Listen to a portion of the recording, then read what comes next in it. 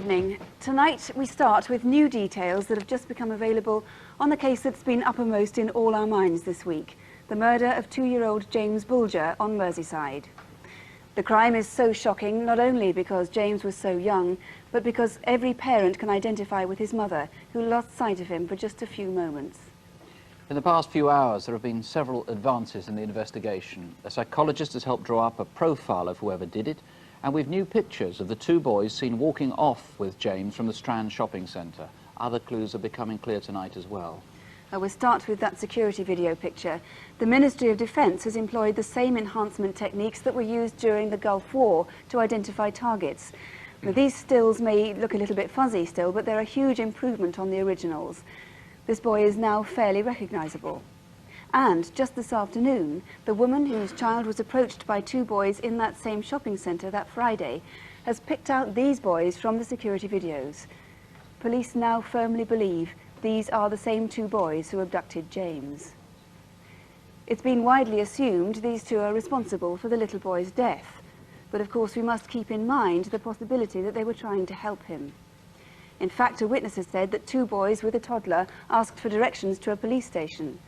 If one of those was you, you don't need me to tell you how important it is that you make contact with the police. You can call us now on 081 811 8181. This lad is between 11 and 12 years old. He's 4 foot 9 inches, slightly chubby although not overweight. He has a roundish face with a small nose and short hair. Note he has a high hairline. He's wearing a black shiny blouse-on style jacket which probably has a satin finish.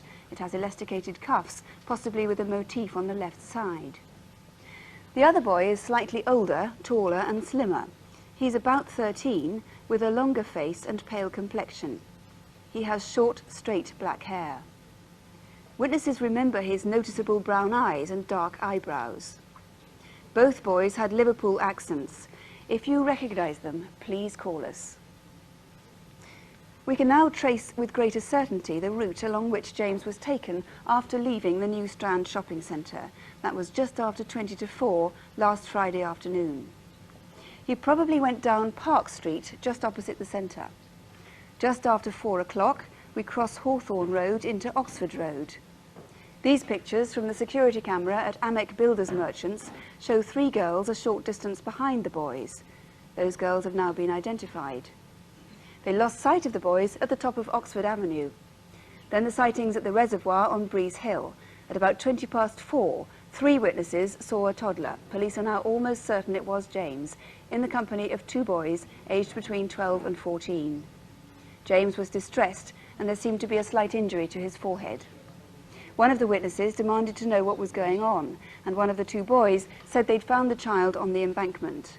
Did you see the 2 boys and the toddler here on Breeze Hill?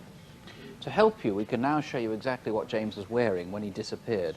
His outfit was damaged, part of it was missing, and his mother understandably was too distressed at first to give much detail. But we know that his anorak is multicoloured, in fact, identical to this. It had a fairly distinctive lining, and there's a motif here on the front which says, "Don't cross my way." His tracksuit was silvery blue with, as you can see, white stripes down the side, and he was wearing trainers, white trainers with this black inlay here.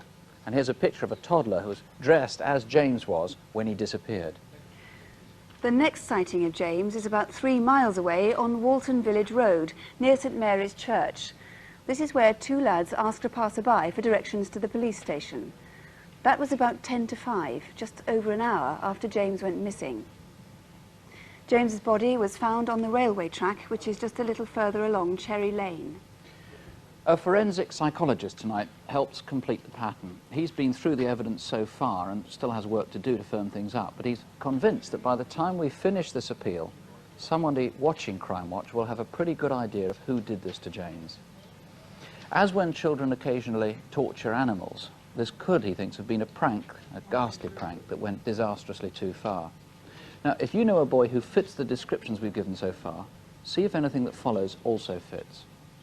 Since Friday afternoon, his behaviour will have changed. He might be agitated or unusually quiet. He may have wanted to stay at home for much of Saturday, which won't be his normal behaviour. He won't appear to be ill or show that he's unhappy. If anything, he'll try to show no emotions at all. He's likely to be withdrawn. but the changes will be marked enough to be noticeable, and not just to his family, but also, if they think about it, to his friends as well. He may be regularly involved in petty crime like shoplifting. He may bunk off school quite a bit and pass away some of his time in amusement arcades, certainly in the shopping centre.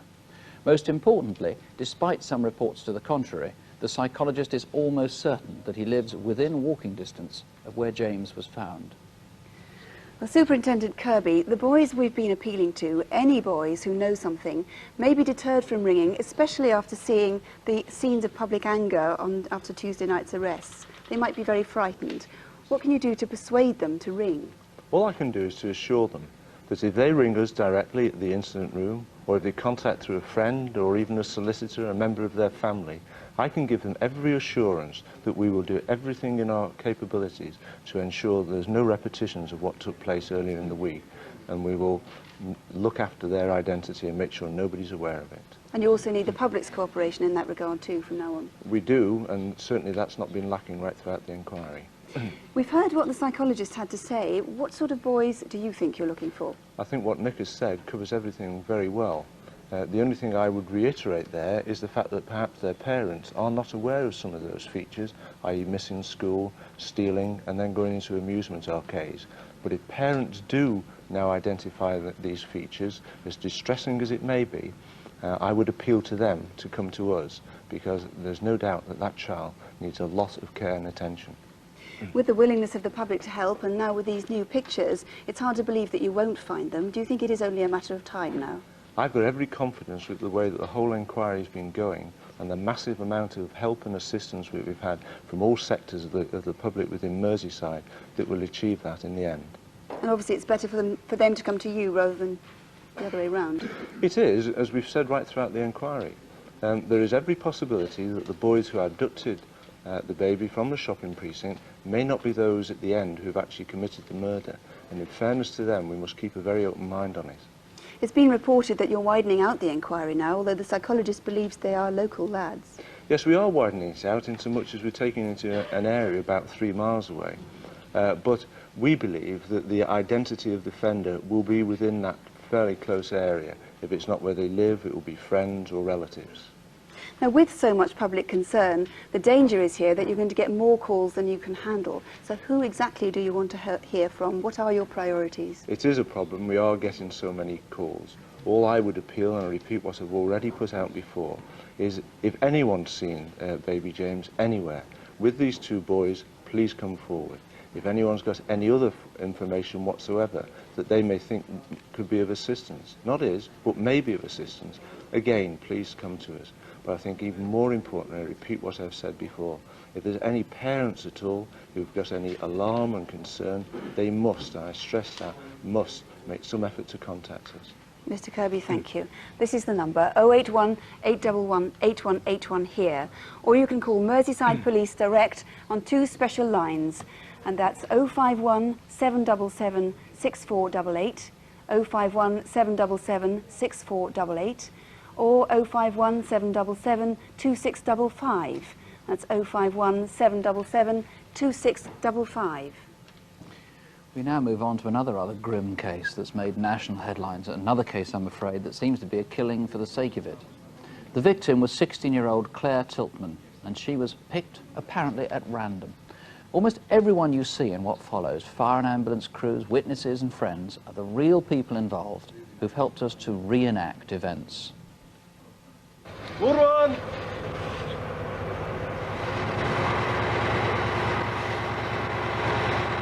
On the 2nd floor! Alphabet! She was in the fire brigade, the Duke of Edinburgh scheme, and... She made it quite clear she didn't want a 9 to 5 job. She wanted to go in the fire brigade. Yeah. That was her intention, to go in the fire brigade. No one would change it, you know. She was a lovely kid, you know. It's just such a shame. Claire, she was a good student. She always used to come to the sessions. She was always first here. She had an idea that firefighting was probably going to be what she wanted to do. There are other things within the fire brigade, but she really wanted to be out there fighting fires, possibly driving or even take promotion exams.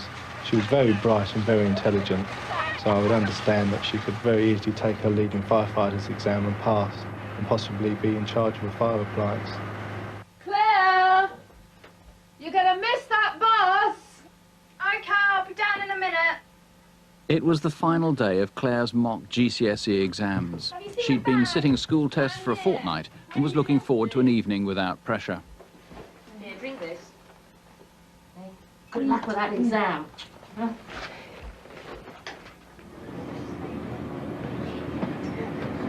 All right, Claire, how are you doing? All right. Have I told you? I've got a job down Pizza Hut. Oh, great. I was going to pop round later and talk about college and that. Oh, brilliant. Oh, I'm at typing. Oh, maybe I won't bother then. It's only for an hour. Yeah, all right. I'll come round tonight. The exams was the last day. She'd done quite well in them, actually, because she wasn't a particular scholar, but she did work hard, and she'd done very well. All right. How did it go? OK, yeah, I did quite well, I think. I told you, didn't I? Yeah, good. Oh, yeah, can I pop down and see Vicky later? Yeah, of course you can. Yeah, I want to talk to her about college and all that. Yeah, she's got in. Yeah, all right. Yeah, she's really thrilled. Oh, yeah. good. Claire, are you sure you don't want to lift down? No, it's all right. I wanted to do my hair first anyway. Bye then. All right, bye. See ya. Normally, I would have run her up there, and possibly even Heather bring her back, because his car had been stolen, so he had my car, like for work. Claire had a mile to walk to Vicky's home. Were you driving down the A226, here called the London Road, through Greenhithe, Kent, between Dartford and Gravesend? It's 6 o'clock on Monday a month ago, Monday the 18th of January. I often go jogging along the London Road towards Holmes Cross when I first noticed Claire walking towards me. On my way home along the same London Road, I again noticed Claire in the distance, just walking towards the traffic lights at the Railway Hotel. Just before the traffic lights, she walked out towards the main road as if she was going to cross, thus causing me to run in the road. The thing that struck me afterwards, that I thought to myself, oh, thank you for letting me run in the road. It's not clear why Claire went into this alley. Maybe she was forced here. Did you see anyone nearby?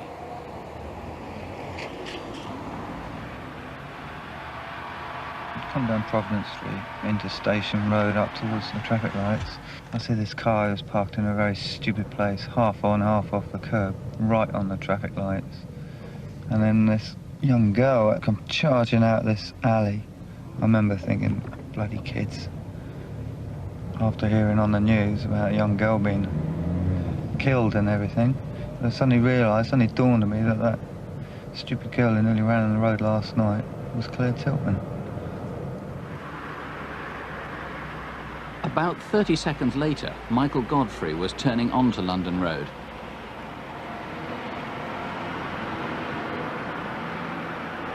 What's that, Ron? Looks like a person. Ah, it's probably a pile of rubbish. No, it's a person. I'm going to stop.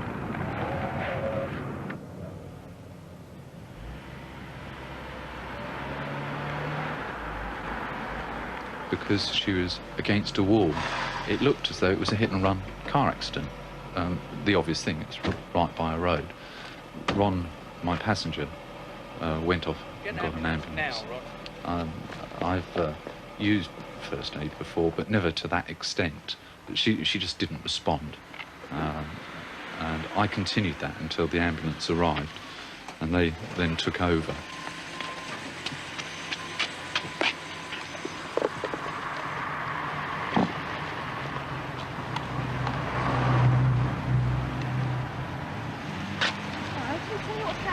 I don't know, I think it's a road accident. Has she got a pulse or No. breathing? No pulse. I've been giving her CPR. She's not responded, and there's no pulse. Vicky? Oh, hello. It's Linda here. Can you send Claire home? She's not there. Right. OK, I'll try Lisa. Thanks.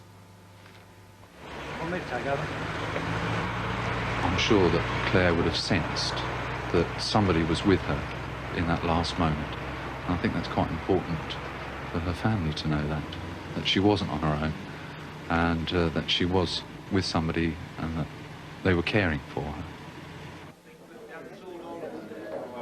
I used to play pool, and she took an interest in it. All of a sudden, it seemed overnight, she just clicked. Because they wanted her to go in the competition on holiday, didn't they? But she wasn't old enough. Playing pool, she was brilliant. Regularly beat me. No one likes to think their husband, boyfriend, son, any relative is capable of doing this, but to come forward, because I know that I would have to, because I don't think I could live with myself knowing what that person's done, and maybe he was capable of doing it again. Owen Taylor, that must be your fear. This guy's going to do it again. Yes, it is. This was a particularly savage attack. Claire was stabbed several times with a large knife, and I think there's every likelihood that this person could strike again. It's going to be terribly difficult for anybody who knows the offender, particularly if it is his mum or a girlfriend or somebody, to think it really could be him. I mean, what do you think they should look for? Firstly, does he live in the area, do you think? I think there's, in fact, I'm convinced that the person either lives in the area, has got connections in the area, or has lived in the area in the past. And I'm equally convinced that somebody in that local community knows who this person is or suspects who they are, and I would simply say to that person, can you honestly live with Claire Tiltman's murder on your conscience? And can you live with the thought that this person may well strike again?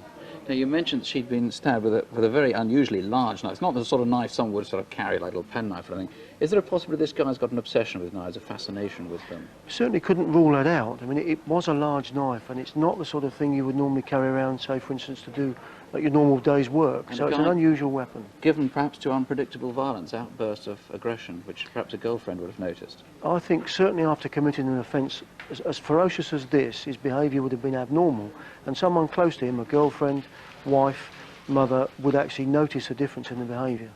Finally, just very quickly, that car parked so awkwardly at the traffic lights. You've got to find the driver of that, presumably. Very, very important to the inquiry, a very important witness, and we would like that person to come forward. OK, well, if that driver was you, or there's any way that you can help, particularly if you just think there is something there that clicks with someone you know, the number here, 081 811 8181. Alternatively, there's a special incident room which has been set up tonight in Maidstone for Crimewatch calls. Take a special note of the number, please, because the line's already busy here, and it may be difficult to get through. The number there is 0622 654 321. Very easy to remember. 0622 is the code for Maidstone, and then 654 321. And now, after last month's photo call, we had one arrest, and in every other case, the police are significantly nearer tracing the people they're looking for. In 2 instances, the trail now leads to countries abroad. With this month's collection of faces now, here are Detective Constable Jackie Hames and Superintendent David Hatcher. Edward Mayer had worked at Securicor for 6 months. On Friday the 22nd of January, he made a routine stop at Lloyd's Bank in Felixstowe. His colleague made the delivery, but when he returned, the van and Mayer had disappeared. Police found the van a few minutes later, a mile away in Micklegate Road. All the contents, £1 million, had gone. We believe this Toyota Previa may be linked to the robbery. It had been stolen 2 months earlier from East London and was discovered further along the coast from the Securicor van. And Edward Mayer's car, this Opel Ascona, was discovered on fire 5 days later in Harlow, Essex. Edward Mayer and his family haven't been seen since. Do you know where they are? Mayer is 37, around 5'9" with a heavy build. He has tattoos on both arms and is a heavy smoker. His common-law wife, Deborah Brett, is 27 with a slim build. Their 3-year-old son, Lee, is also missing. If you can help, please ring. There's a very large reward indeed. Do you know where Delroy Davis is now? Merseyside officers believe he may have information about the murder of 32-year-old Michael Rowledge, who was gunned down outside a shopping precinct in Aintree, Liverpool last October. Davis may also be able to help with an investigation into the illegal importation of £75,000 worth of cannabis resin, which was dropped out of a plane at Tilstock Airport in Shropshire on the 4th of August. Delroy Davis is 35, 6'2", slim and dresses smartly. If you see him, don't approach him. He could be armed. Just let us know immediately if you know where he is now. And can you help us identify this man who 6 months ago went into Barclays Bank in Sudbury Hill? We believe he may have information about a number of stolen cheques. The next day he was back again. The cashier remembers he withdrew money. He had a London accent and staff say he was very plausible. If you know him, please call. Mohammed Ramzan lived in Bradford, but locals haven't seen him since last August. Just over 2 years ago, he set up a business in West Yorkshire offering interest-free loans. People had to deposit a large sum of money for a year to qualify for the scheme. Then, last year, investors became increasingly anxious when they were unable to contact him. £350,000 worth of their money has gone missing. He's 44, around 5'4", with a stocky build. His dark hair is receding, although he sometimes wears a wig. If you know where Mohammed Ramzan is now, or you can help with any of our other photocall cases, please call us. And the number to ring here is always 081 811 8181. That's 081 811 8181. Victims of rape often feel an irrational sense of shame, even though logically the shame lies squarely with the attacker. And the understandable reaction of a woman who has suffered in this way is to remain quietly anonymous and try to pick up the threads of her life out of the public gaze. Muriel Harvey, however, has shown extraordinary courage. She decided to brave the limelight, confront her experience head-on, and speak out about what happened to her.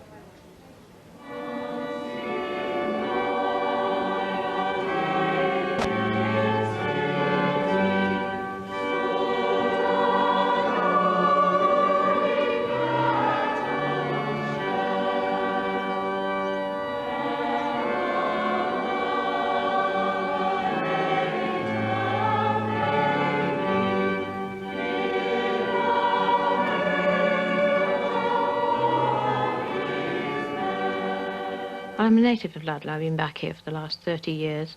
I'm very involved in the community. I've been a magistrate for 21 years. It's a very small, close-knit community.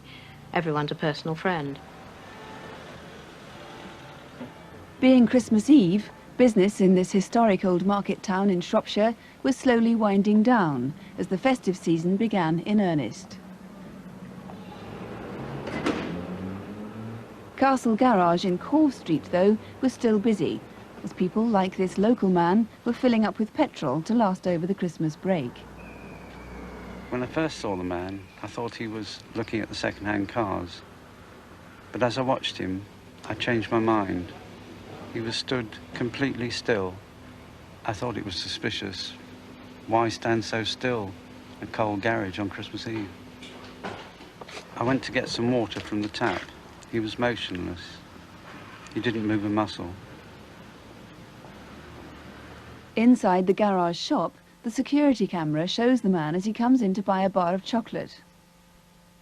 This is about 6 p.m. Witnesses remember he was around 30, tall, thin, gaunt-faced, and wearing a very bulky waist-length jacket. And Joseph also went up from Galilee, from the city of Nazareth, to Judea, to the city of David, which is called Bethlehem. St. Lawrence's Church was crammed with people at midnight mass. Others were making their way home from various Christmas celebrations.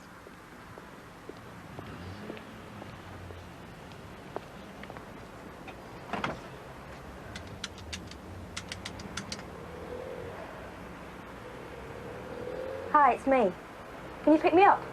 I'll see you at the school.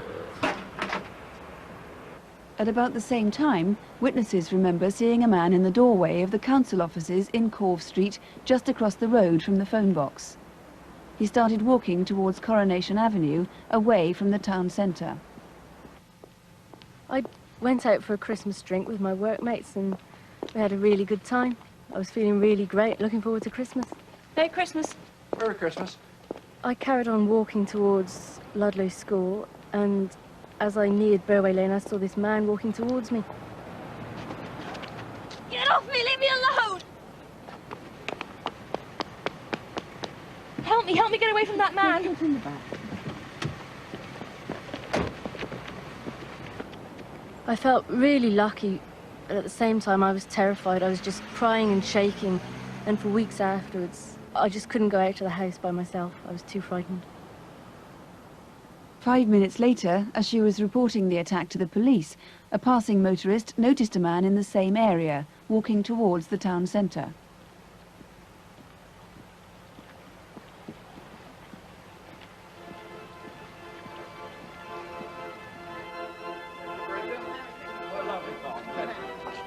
Merry Christmas.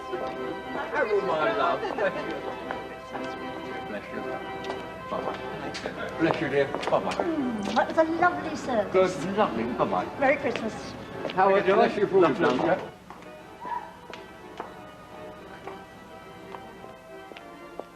It was about 1:20 when we left the church. I only live about 5 minutes walk away. I went across the square and turned round to look back at the town, quite deserted, and I thought how beautiful it looked.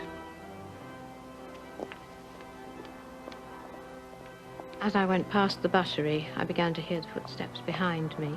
Didn't really think anything of it, because I'm used to walking home alone. I've always said that if I couldn't walk home in safety in Ludlow, it would be the end of the world as I know it. Jolly cold, isn't it? I didn't think anything but how do I survive. I told him I was an elderly lady and had a bad heart, but he obviously wasn't convinced. I had a very strong grip round my neck and was becoming bruised. Mrs. Harvey was dragged into the grounds of Dinham House Museum, where she was raped and subjected to a lengthy and terrifying ordeal. Back on the pavement, where the initial struggle took place, this hat was found. Well, I walked away feeling extremely angry. I also felt quite heroic that I'd survived. I felt for our own community that there would be tremendous fear, and also that other younger or older women would have suffered much more than I did. And because of all this, because this man has no right to engender fear in our community or in individuals here, I want to see him caught. Well, she really is quite an inspiration. Mr. Jones, Mrs. Harvey has helped your artist build up a picture of her attacker. How does she describe him? Well, she describes the man as being a white male, between 30 and 40 years, between 5 foot 8 inches and 5 feet 10 inches tall, very slim build, clean shaven, with mousy coloured short hair, receding, and a very high forehead. He was actually dressed, had a chunky bomber style jacket on, dark coloured, and a dark coloured scarf. Now, the man who attacked the younger woman earlier on that same evening, he wasn't wearing a hat. Do you think it was the same man? Personally speaking, I do. Bearing in mind that Ludlow is a small market town, and for two incidents such as this to happen on the morning of Christmas morning, so close to each other, I have no doubt whatsoever that both incidents are connected. What about the man at the garage then? He could have been another man again, or do you think he's the same one? Well, it's very difficult to know, bearing in mind that he was seen at the garage some 6 hours before the first incident. But of course he is described quite similarly to the ones described, the man described by our victims. But he was wearing a woolen hat, the man in the garage. And of course, as you're aware, we did recover a woolen hat at the scene of the second offence. We don't know if this is the same hat as the one he was wearing in that security film. We don't. This is the one, or a replica of the one that was found near Dinham House, where Mrs. Harvey was attacked. Yes, it was. It's a hand-knitted hat. Do you think somebody would recognise that? It's quite distinctive. Well, it's very distinctive, sir. It is a black woolen ski-type hat, and it has two distinctive lines going right round its circumference, red and blue, and dependent on how you pull it down over your face as to which colour you would see. Right, it may or may not belong to the attacker. We need to eliminate it. If you can help, if you recognise any of those details or descriptions, please ring. The number here is 081 811 8181, and more of Mr. Jones's colleagues are waiting for calls at Leominster Police Station, and that number is 0568 612345. So once again, take a special note of the number. Our lines here are quite busy. It's 0568, the code for Leominster, 612345. Perhaps because the case received so much national publicity over the last week, the phones here have been surprisingly much quieter than we'd anticipated on the case of James Bulger. Nevertheless, there's a lot of information coming through, particularly a surprising number of people who were in the shopping centre who've been able to identify the two boys from the enhanced videos that we've shown. We've got some names coming through. Here's one I've just seen at random. A couple of you messing around with trolleys in one of the stores nearby, and after remonstrating with them, they ran off. So there's another witness there too, and we'll bring you more as we go through the evening. Now they're with brief appeals for help on cases all across the country at the incident desk, and as usual, here are Constable Jackie Hames and Superintendent David Hatcher. First tonight on Incident Desk, we need your help to identify this man who sexually assaulted a motorist on Saturday the 7th of November. The 24-year-old woman was driving along the A323 near Guildford when her car overheated. She was looking under the bonnet of her white Vauxhall Astra when a man stopped and offered to help her. However, his kindness didn't last. He grabbed the woman and dragged her into bushes. She was knocked unconscious, and it was an hour and a half later before she managed to raise the alarm. The victim remembered her attacker was smartly dressed and wore a shiny dark quilted jacket. He was in his early 30s, around 6 foot, with a strong athletic build. Perhaps you saw him driving away in a dark-coloured car, possibly a Sierra or Granada. Remember, it was the A323 Aldershot Road on Saturday the 7th of November. If you can help, please call Guildford Police Station on 0483 31111. That's 0483, the code for Guildford, 31111. This is Roxy's nightclub in Sheffield, and on Monday the 30th of November, it was the scene of an armed robbery. At about 6:30 in the morning, 2 men attacked a member of staff as she arrived for work. Threatening her with a gun, they forced her to hand over a large sum of money. The first man was white and about 28, 5'11" with short blonde hair. He was wearing a light-coloured jacket and dark trousers. The second man was black and about 5'7" with a stocky build. He was wearing a dark green balaclava and green parka jacket. 2 weeks after the attack, these cash bags were found abandoned about 5 miles away in Shire Green. If you can give any information, please call South Yorkshire Police on 0742 570 800. That's 0742, the code for Sheffield, 570 800. And of course you can call us here in the studio direct on 081 811 8181. Our lines are open till midnight, 081 811 8181. Tonight we seem to have a procession of crimes which are so mindless that not even hardened members of the underworld have any sympathy for the villains. Once again, in our next reconstruction, anyone who sees what happened, including the culprit's relatives, acquaintances or friends, will want to help make sure these men are caught. The events took place 10 weeks ago in Doncaster, early on the morning of Thursday, December the 3rd.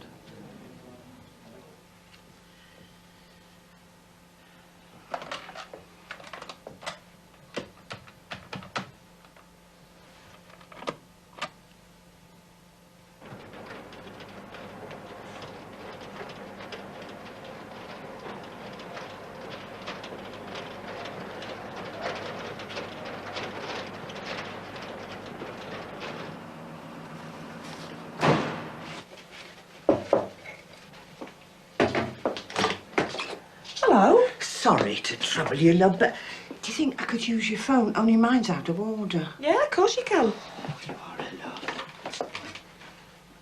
Dear, yours is dead as well. Sierra 4 to Sheffield Control. Can I have a radio check, please? Receiving loud and clear, over. 10-4, over and out. Meanwhile, as the van set off for Doncaster, a motorist in Cantley was surprised to see men waiting by the roadside. Those buggers are up to no good. I noticed that the driver, in fact, turned away and covered his face with his hands, which again I thought was very suspicious.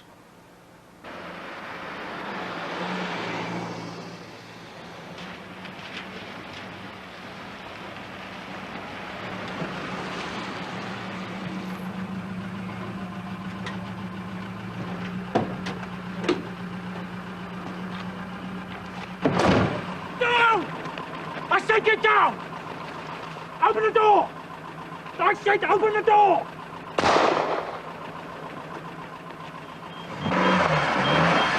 Open the door!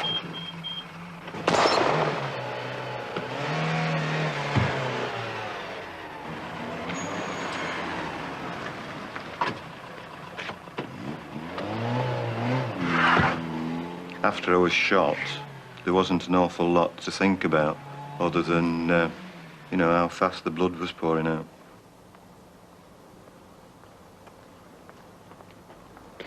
I stopped to let the car go past, but as it was coming quite slowly, I realised I could cross the street in front of it. I turned back and saw that the car had stopped. A man jumped out of the back door with a ponytail. I thought this was a strange place for someone to be dropped off.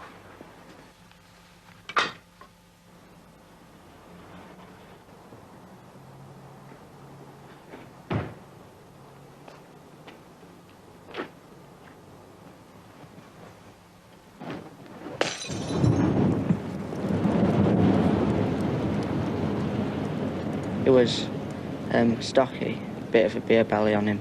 He was wearing a blue boiler suit and he was heavy-footed and he didn't run away very fast. It was more of like a jog.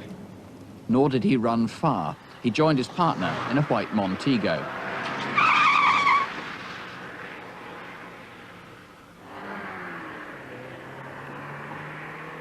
I was waiting at the bus stop in Ellers Road.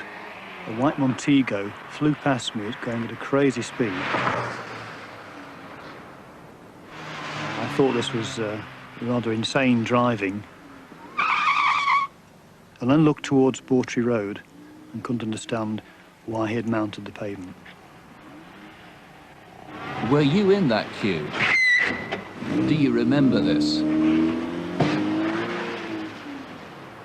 Then, by a coincidence, the woman in Bellevue who first noticed that the phones were cut was a witness to the fate of the Montego.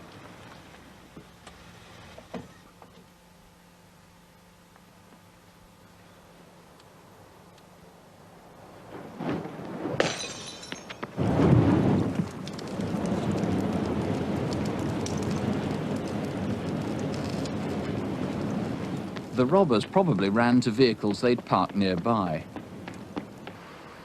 A housewife saw a white Sherpa pickup, followed by a dark, maybe green hatchback car. From Bellevue, they had easy access to the motorways. From here, they could run to anywhere in Britain. There are occasions after an injury such as this where the limb is salvageable. In this particular case, you can see from these lead pellets around the knee joint that the injury to the soft tissue was so catastrophic, leaving him in effect with a foot that had no blood supply, no nerve supply, no feeling, and a foot with no effective muscle to move it. And in this particular case, we were left with no option but to amputate. There's only one kind of emotion that passes through your head, and that is the one that you will be incomplete. You won't be what you were before. But it's a very odd thing to look at, to see yourself with this odd-looking thing strapped onto you. I wouldn't know these people at all if I ever saw them again. And from the point of view of preventing someone else being hurt, these people need to be caught before some unfortunate person becomes hurt worse than I am. And John, hope that is your fear, that somebody else is going to get hurt. It is indeed. I'm very concerned that this gang will strike again, because I know for a fact that they've been responsible for a number of robberies across the Doncaster area. I'd like to say, Nick, that this was no accident. This was a deliberate shooting at both the guard on the floor and at the driver of the van. And I'm certain that there's someone out there who knows who is responsible, and I urge them to come forward before someone else is seriously injured or even worse. Now, you think that this group is based, if not locally, somewhere at least in the north of England? I mean, they're not travelling down from Scotland or in from Wales. It's... I tend to feel that they're based in the northern part of England. Now, what... Those cars that were stolen, December the 1st, I think, they must have been kept somewhere till the 3rd of December. That's right. They were hidden, obviously, for 2 days, and they were brought back out to carry out this job, not having been changed in any way. So I'm particularly interested in where those 2 cars were during those 2 days.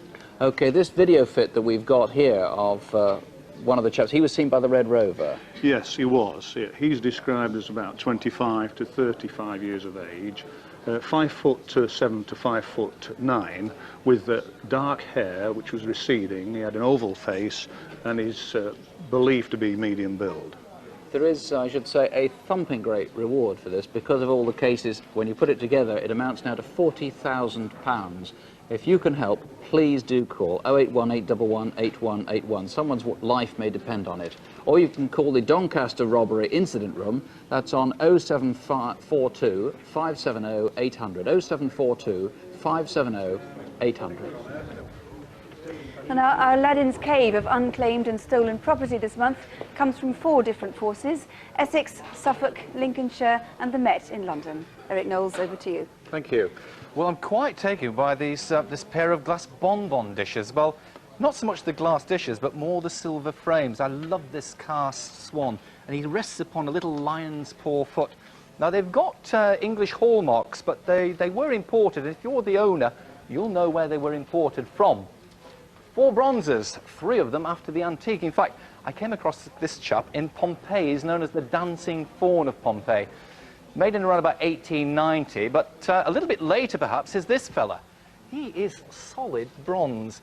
Figure of Puck playing his pipes. He's got those little pointed ears, so I think Puck rather than Pan. Now, if you prefer your modelling to be in a more lighter vein, what about a nice pair of Dresden figurines? A lady and her gallant, absolutely smothered in flowers. They have had some restoration, and once again, if they're yours, you'll know where they've been restored. Also covered in flowers is this lovely, it's a clock in the manner of Vernis Martin. I'm intrigued by this little panel down here of 2 lovers. It seems to be de rigueur in the 18th century to take along a lute player just to serenade your sweetheart. But if your forte is for indoor gardening, I suppose this is really a sort of the Rolls-Royce of plant stands. Louis XVI in style, alas, later, but it lifts to reveal a well that would take, well, at least a dozen geranium plants. Now, no self-respecting lady in the 18th or the 19th century would be without her bonheur de jour. This is an example from the 19th. It's in walnut, it's English. It has a nice little sort of writing panel, which sort of cries out for an inkstand. And we just happen to have an inkstand here. English silver, 1907. The interesting feature is the little crest, a double-headed eagle. Nice shape. Equally interesting shape is this box, silver gilt, William IV, about 1834. But in the hinge top is a mother-of-pearl panel, and I think it's carved with the Angel of the Annunciation. Interesting use of shell. Interesting use of shell here also. Base metal swan, but it gets, from me, perhaps marks out of 10 for originality, 10 marks for artistic impression, 0. And the police number to call is 0522 558 508. The number here in the studio is 081 811 8181.